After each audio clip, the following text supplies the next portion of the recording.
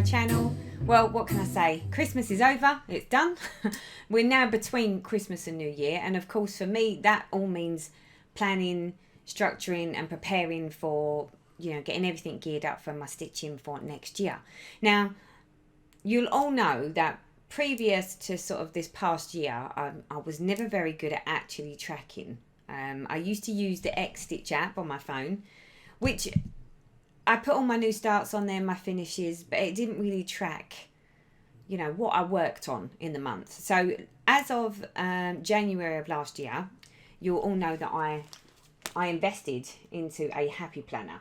So this is basically just a classic happy planner that I purchased. But the lovely Shazzy C, and I will put a link to her website about here and in the description box below.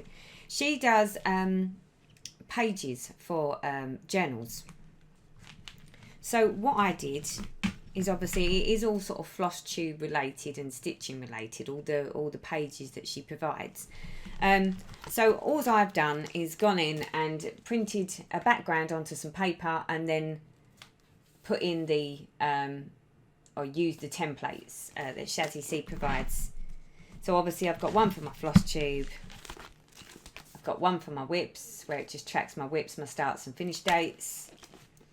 The one that I actually use daily, which is sort of like a bit of a must have for me, is this one, which is my monthly tracker. So I put my project name and then literally all I do is I just tick whatever I've actually stitched on that month on what days, and I have it next to me. This is like this is the thing that I have to have sat with me at my stitching spot, so that each time I pick up a new project or I'm doing anything, I'll pick up my planner and just quickly mark in there just to say I've worked on that.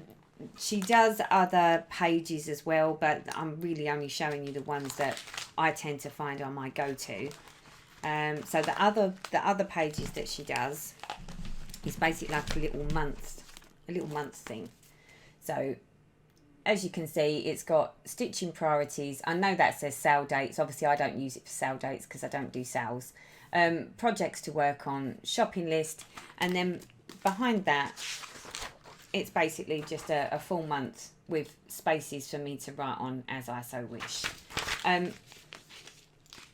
Most of the time on a daily, in a month, they're the main pages that I actually use. But all this works through my little happy planner that I work with. However, that's great for me to do my Flosstube. That's great for me to just make sure that I mark everything off every day. It's not so great when I'm sitting there trying to work out, well, which projects have I worked on most, without actually having to go through and adding it all up. And even when you add it all up and you just write numbers down. But I need something much more visual than that. And obviously I want something that basically shows me my trends. It shows me, when I'm stitching the most, when I'm stitching the least. Of course, I know in the summer I don't stitch as much. But I also want to know which projects I'm working on more than others. Which one am I naturally being drawn to? So obviously the happy planner is great for me to just track what I'm doing, when I'm doing it. And it's great to have next to me when I'm sitting there stitching. Not so good for me if I want to sort of sit there and just see at a glance with a visual approach of how much have I actually achieved in the year, whether it be partially through the year or within the whole year. Hence the Excel spreadsheet. So let me whiz you on over so that you can see my little spreadsheet. Now, disclaimer, people, I am not an Excel guru, okay? This spreadsheet I've basically used and made to work for how I need it to work. I'm sure that there are people out there that are much more techie when it comes to Excel and more knowledgeable, that can make it sort of have bells and whistles and all sings and dancing. This is just what I want. I needed something simple, clear, easy to use, but would also give me the information that I wanted. So let me just share my screen with you so that you can see what I'm looking at. So as you can see in front of us, we have my tracker. So you'll see at the bottom here, it's got a number of different tabs. And the first tab that I always start with is my whip tab. So basically, at the beginning of the year, I will go in and I will put all of my project names in, and my start dates, the dates that I started my projects. You can see there's a big long list that says whips. This is basically like a demo template of the same thing that I use. But as you can see, I've just put in all of my project names and then obviously the dates that I started them. And then I've got obviously tabs that go from January to December, which is where I do my tracking. So I don't sit in my office and work all of the time, and I certainly don't remember to come in here and fire up the computer so that I can mark off what I've stitched on what days. Hence the reason for the Happy Planner. So the Happy Planner is my day by day thing. That's where I mark everything day by day. At the end of the month will be when I come in and I will go onto my Excel spreadsheet and I will load my information in as to what it is that I've worked on throughout the course of the month. So obviously at the beginning of the year and as and when I start a new project, I will put the whip name and the start date into the whip tab. And then from that point onwards is where I go into the monthly tabs and actually key in the information. So as you can see here, it's very basic, very basic. So obviously it's got a key. So S for stitching, F for finished, FFO, and N for new start. And then I've got like an unknown. That's basically for anyone that might want another key. You can see here all of my projects are over on the left hand side. Now the beauty of this is once you've put your whips into your whips tab down here, I'm the sort of person that I don't want all of my projects in for the same every month, all like a big list of them, because I only actually want to see what I stitched on in that month. So to get the information in, literally you click on a bar, it gives you a drop down box, and then I can pick my project. So just as a demonstration, so if I say whip 10 is a new project that I've worked on this month, so you click on whip 10, and then say for instance, I mean I know that said something in there, so we're just going to delete those out. Let's just say that we worked on that 5 days. So I would just put an S in there because obviously the key is S for stitching. So S, and I would just mark on there that I've worked on that for 5 days. And you'll see over here on the right hand side, it gives me a running total of what I've stitched. And you'll also see in there that it also gives me trend bars. So it shows me through the course of the month, what have I touched on most. So obviously the more days that I've touched on it, the higher the trend bar will become over here on the right hand side. So each month I will go in, and if I want to add a new, so say for instance, I've only got, I don't know, this little bunch of lines available, and I've decided that I'm going to stitch on another project. All I do is insert a row, go to my drop down box, there you go, I've picked another project, and then I don't know, say for instance I've stitched on that, just as an example. And as you can see there, it automatically, as soon as you insert a row, it literally, I go over to the left hand side here, turn that into an arrow, right click it with my mouse and just do insert, and all that will do is insert another line, and all of the formatting is already loaded into it. So as soon as I insert, it'll insert the format into that template so that I can add as many projects as I want for that month, but without having to have all of my projects loaded in there. So that way I've only got displayed in January what I've actually stitched on in January. And the same then goes for February and March and April. And as you can see, as you go through, I like the trends. I like to see sort of towards the middle or the end of the month what projects I've worked on and how many days they've actually been touched on. Now, like I said, I'm not looking for mass detail. I honestly would never be able to sit there and calculate how many stitches I've done each night that I sat there and stitched. So therefore, there's no point in me trying to track something like that. You know, if I had the time for that, then I would be tracking, of course, the number of stitches I've stitched on, how many stitches it's still got left to stitch on it. That's just far too much detail for me. I haven't got time to sit there and calculate how many stitches I've done. It's fine if I'm working on a haze, it's really easy to see a 10 by 10 block. Not so easy if I'm working on a mirabilia and I'm sort of following a line on the way down. I've got to actually sit there and work out how many stitches I've actually stitched on it. So for me, I'm not interested necessarily in the number of stitches that I've put in on a project. I'm more interested in how many days I've stitched on something. How many times have I touched on it? So which ones are my go-to projects? Which ones have I given more love to than others? That's basically how I use my spreadsheet. And obviously then as I go through the course of the months, it starts to show me the trends. So there could be sort of some projects that I tend to work on more at winter. So if it's a you know, a snowy one or a winter theme project, then chances are it'll get more touches on it in the winter months. So obviously I go through and I key all this information in. But once I put the project in, so for instance here, if I just click on here, now you'll see that looks blank at the moment, but if I scroll this back up to the top, all of my projects are there. All of my projects are there. And then I can just click on a project. So we'll go, there you go. And then we can put, we've stitched on that. Now obviously, although this shows F for finish and N for new start, N for new start, as far as I'm concerned, it's stitched on. So that's a day of stitching. But just so that I can see where the new start actually happened, I would put an N in and do that. Now obviously it's only actually going to show that I've stitched on it from this count. It's not going to sort of do anything special, but it just means that through the course of the month I can see where the new start was, rather than just all of a sudden it'll appear and all of a sudden it'll have S's. So the N will flag up to tell me that it's a new start.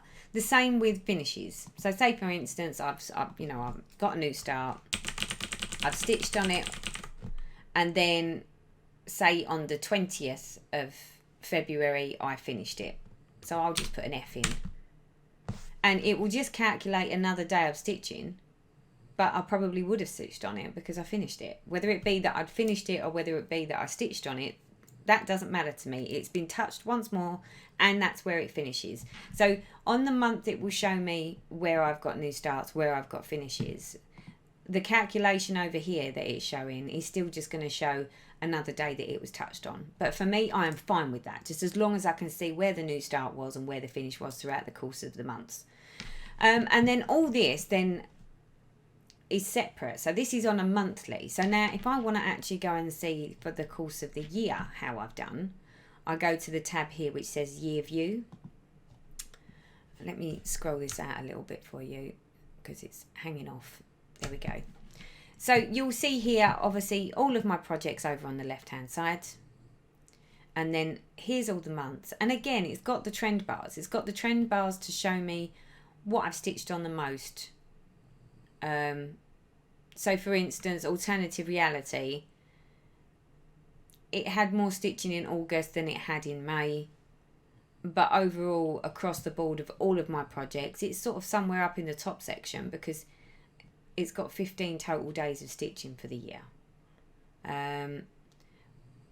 So it sort of shows me, you know, what I've worked on the most. I mean, it's very, if you've got a project that you're not sure that you necessarily want a UFO, this is my way of doing it. So for instance, like Winter White Santa, you'll see here, I only stitched on it for 2 days in September.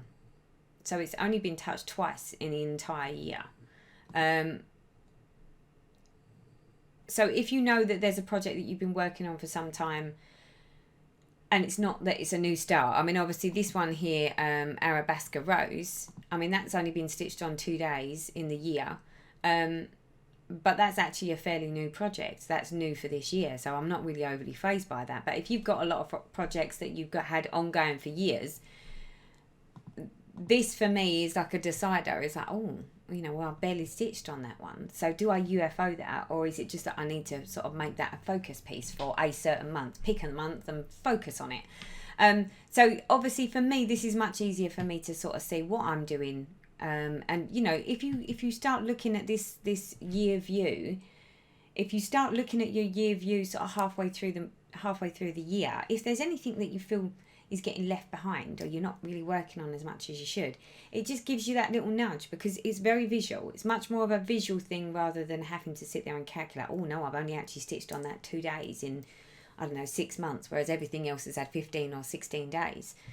So for me, I find that these trend bars just really, really help me to sort of see exactly what I'm doing, what I'm not doing, more to the case. But the other thing that this does is you'll notice that there's pink bars.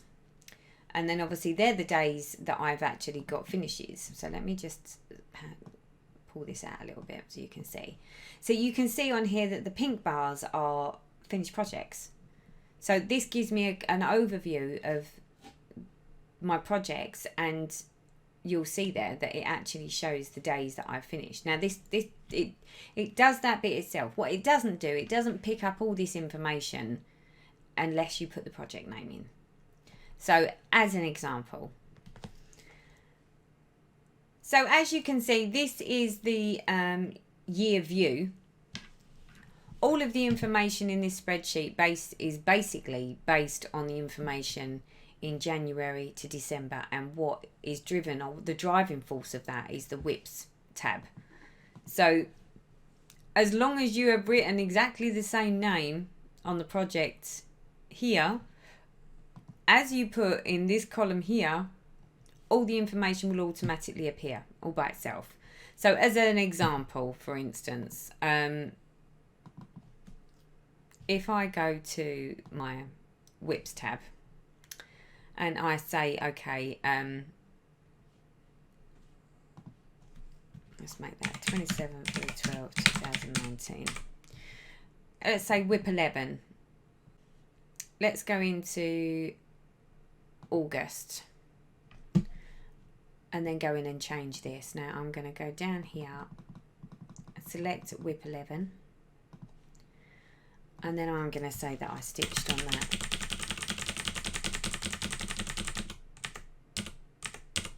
every day for 22 days, for instance.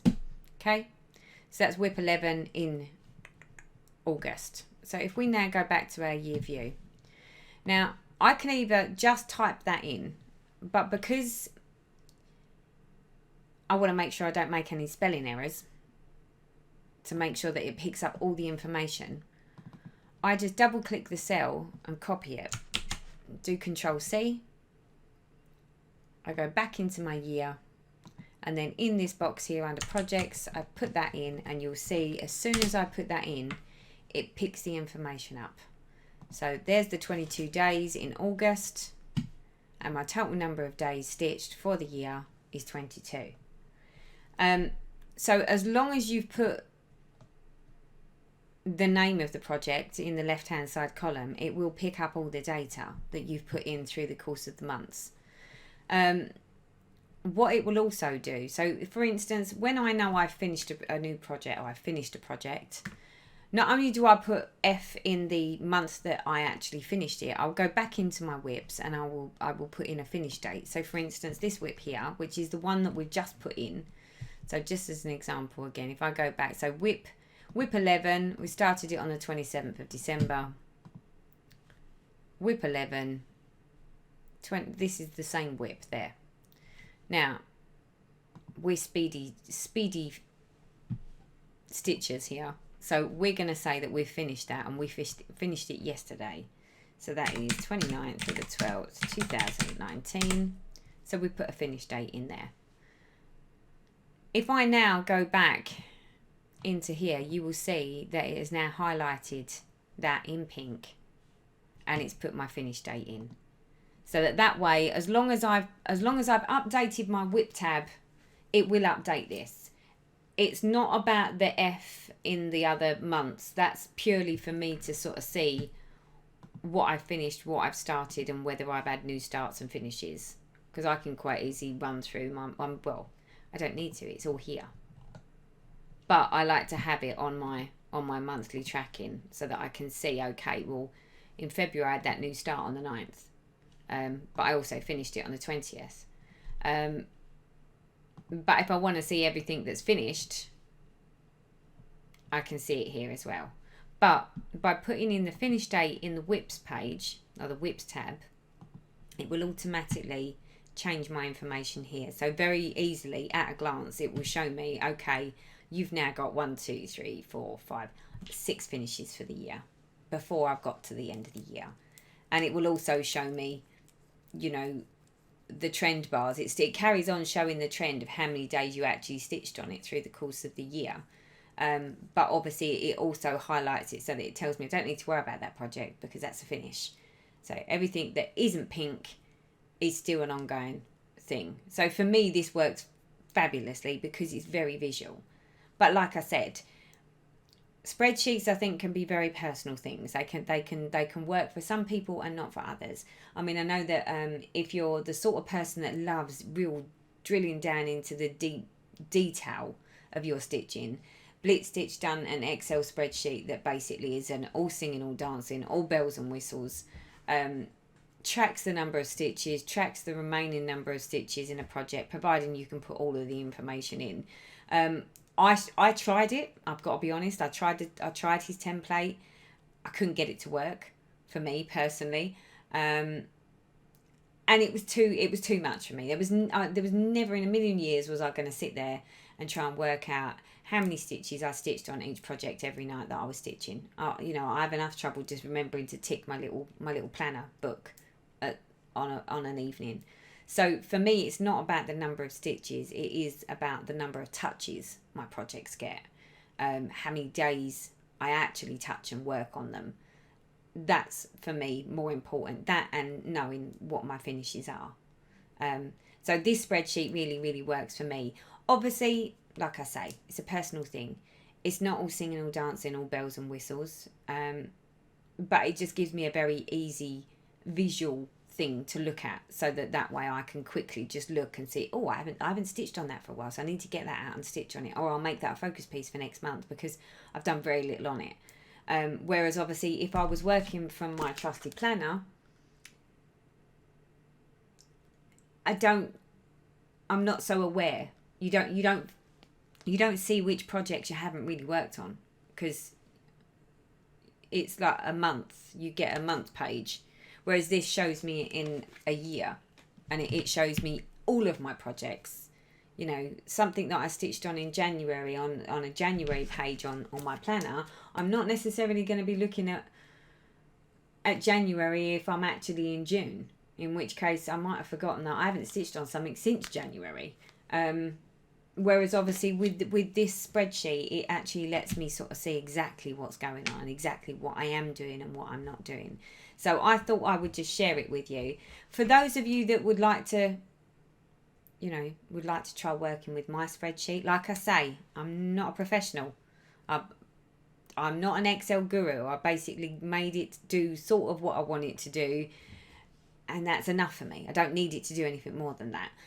So if you would like to try using my Excel spreadsheet to do some of your tracking with, I will put a link to my blog, and I will attach this file to my blog so that you can basically, I will create it as a template so that it's sort of templated, and I'll template it for 2020, and I'll place that on my blog. So if any of you would like to use it or give it a go, then you can, and I would like to share my template with you. But like I say, if you're an Excel guru and you can do all these amazing formulas and conditioning to make it do all bells and whistles, then I don't think my spreadsheet's for you. I think you need to make your own. But it does what I need it to do, and for me it's just about getting a visual touch on stuff. So there we go. That is how I'm working with mine. And obviously the planner, I'm still using this. I still absolutely love this planner. And the Shazzy C pages, I still, I've printed off all of my new pages for 2020, and I've put them in, and I've done exactly the same as I've done every other year. I put a nice pretty picture in. So basically all I've done is printed a pretty picture onto the paper, front and back, and then basically printed the template over the top. That's all I've done. It's nothing fancy. And then that way I've got all of my pages so that I can work from this on a day-to-day basis. And like I say, sort of towards the end of the month or very beginning of the following month, I will, when I'm working from home or I fire up the computer, I will just update my spreadsheet as and when, you know, and it's only then that I look at it and go, ooh, that's interesting. Ooh. So yeah, so that's how I do mine. And obviously with 2020 looming up in front of us right now, I'm right in the throes of preparing for 2020. I wouldn't say that I've got plans for 2020. I think I'm going to really wing it, so to speak. I have joined the Whip Go. Jessie Marie Does Stuff has got a Facebook group, the Whip Go, where she draws 2 numbers every month, and you stitch on those and you see if you can get sort of it's like a bingo thing. And well, you'll see here if I share my screen again with you. Here we go. I've actually put my Whip Go page on my spreadsheet so that when I go into my spreadsheet, my Whip Go is on here. So let's go to Whip Go. So there you go. There's my Whip Go. And that's all of my projects. And obviously the goals that I've set. And obviously I'm going to colour code it as and when I need to. And obviously these are my little treats to myself for whatever I can achieve. So yeah, so all I've done is just copied. I've basically just made another tab. So that way, when I'm in here doing my tracking, I'm adding new whips. I'm tracking monthly. I've then gone in and I've had a little look at that, and then I've also got my Whip Go in there, so that way everything's in one place. I haven't got to go sort of all these different places just to get into something that I'm working with. So there we go. There's me sharing how I do mine. I'm quite interested to hear how you do yours. I mean, are you do you like all that detail, like extra detail? I tend to find that I don't know, maybe if I had more time, I would be, drilling down into the detail of how many stitches and how many remaining stitches. But then working on such big projects like Heaven and Earth Designs, I don't think I would actually really want to know how many stitches I've still got left to stitch on some of my projects, because I think I would be a bit soul destroyed, because most of my projects are big projects. So yeah, so there we go. So I'm sharing with you how I do mine. I'm interested to hear how you do yours. If you would like a copy of my spreadsheet to use for 2020, then like I say, there'll be a link in the description box below that will send you to my blog, and I will put the file on there so that it's easily accessible and you can just download the file as an Excel spreadsheet. So thank you for hanging out. Thank you for your support as always, people. And until next time, bye bye for now.